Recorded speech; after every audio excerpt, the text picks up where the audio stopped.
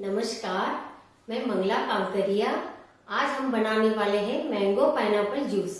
यह सामग्री 4 गिलास के हिसाब से लिया है। आइए देखते हैं। 2 बाउल पाइनएप्पल जूस, 3 टेबलस्पून पिसी हुई चीनी, कुटी हुई बर्फ, घिसी हुई पिस्ता, 1 आम का गूदा। आइए शुरू करते हैं। सबसे पहले हम पॉट रख देंगे और आम का गूदा डाल देंगे और इसमें 2 गिलास पानी डाल देंगे।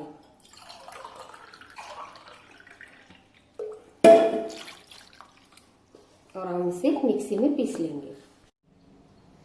अब आप देख सकते हैं हमने आम का गूदा मिक्सी में पीस चुके हैं। अब हम इसमें छान लेंगे।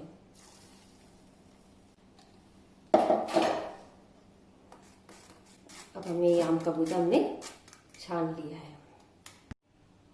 अब हमारा मैंगो जूस तैयार है। अब हम इसमें पाइनएप्पल जूस डाल देंगे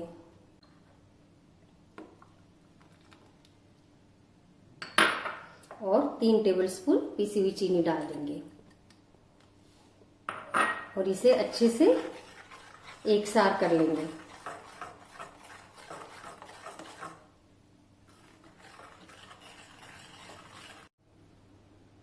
अब हमारा जूस तैयार है।